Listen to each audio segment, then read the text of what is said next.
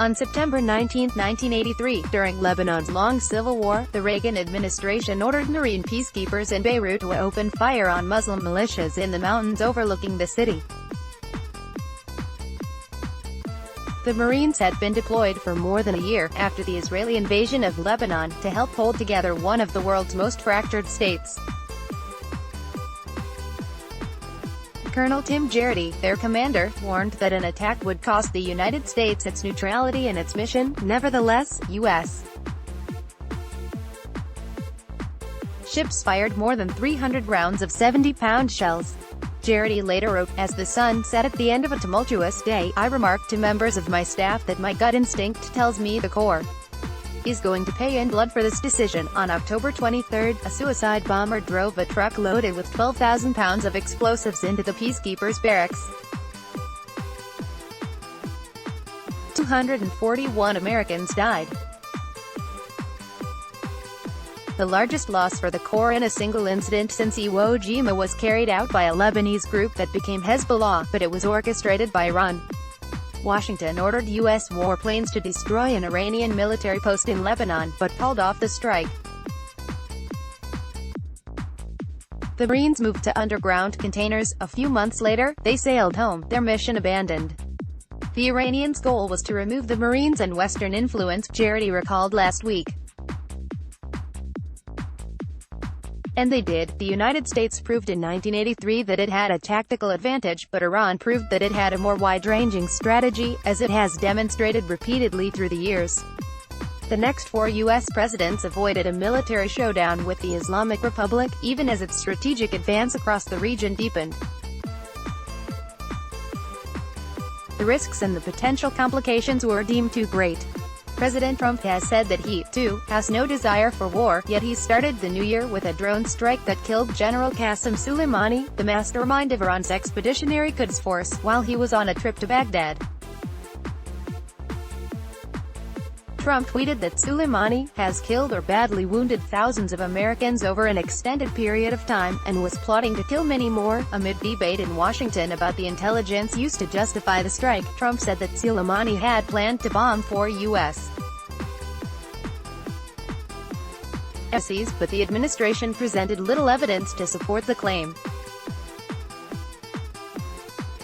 Trump's decision has already had sweeping consequences for the regional military balance, the campaign against ISIS and al-Qaeda, Iran's nuclear program, and the unnerving political dysfunction in the Middle East. The Iraqi parliament, infuriated that Washington had violated the country's sovereignty, voted to expel 5,000 U.S. troops. 17 years after the U.S. invasion, the presence of American troops is suddenly precarious. So is the fractured government of Iraq, after months of protests demanding its ouster. The U.S.-led campaign against ISIS, which still has 14,000 fighters in Iraq and Syria, was suspended. The Pentagon disavowed a leaked letter that outlined the repositioning of U.S. troops. But on Friday, Baghdad asked Washington for a roadmap for withdrawal. The Trump administration's top 2 goals in Iran have also been undermined. For decades, successive presidents have sought to prevent Tehran from developing a nuclear weapon.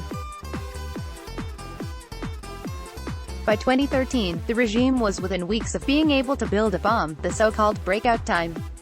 In 2015, the Obama administration, along with 5 other major powers, brokered the Iran nuclear deal, which limits aspects of Tehran's program for up to a quarter of a century, and permanently ensures international inspections. The breakout time was stretched to more than a year. But on January 5, 2 days after the killing of Soleimani, Iran said that it would no longer limit the number of centrifuges for enriching uranium. The nuclear deal, which Trump abandoned in May 2018, on the ground that he wanted something broader, is now unraveling. Iran's breakout time has begun to tick down again. For 2 years, the Trump administration has also exerted maximum pressure, through sanctions and isolation, to force new concessions from Tehran. Boasted of its success in November, when protests against Iran's deteriorating economy and bad governance erupted across the country. The regime killed hundreds of people, and injured and jailed thousands more. But the assassination of Soleimani reignited nationalism in Iran. Millions of people turned out to mourn the general's death and to rally around the theocracy. Last Tuesday, Tehran retaliated by firing more than a dozen missiles at two military bases used by U.S. forces in Iraq. No one was killed in the attack, and Washington and Tehran both signaled that they wanted to avoid escalation, but the prospects for diplomacy grew more distant. In an unintended consequence, Iran also appears to have shot down a Ukrainian passenger plane taking off from Tehran, killing the 176 people on board. Iran's goals remain what they were in 1983. Military action like this is not sufficient, Ayatollah Ali Khamenei, the supreme leader, said of the missile strikes. What is important is ending the corrupting presence of America in the region. And Tehran is much more capable today. It has evolved into the world's leading practitioner of gray zone activities, covert and unacknowledged military operations, proxy attacks and cyber war, Michael Eisenstadt, of the Washington Institute for Near East Policy, said last week. The United States has struggled to respond effectively to this asymmetric way of war. Iran also has time and geography on its side. We are historic interlopers. We come and we go. Robert Malley, the president of the International Crisis Group, said. The notion that we could sustain our forces in a multi-front, multi-year, unpredictable struggle in the Middle East, given the politics in this country, and the fact that most Americans don't think this is a vital interest, is illusory.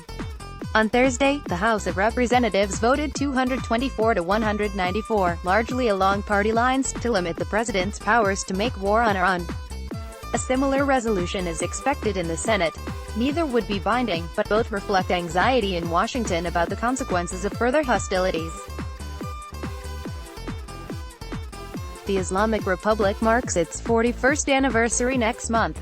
Historically, Washington has been able to inflict greater pain, but Tehran has shown a greater capacity to absorb it.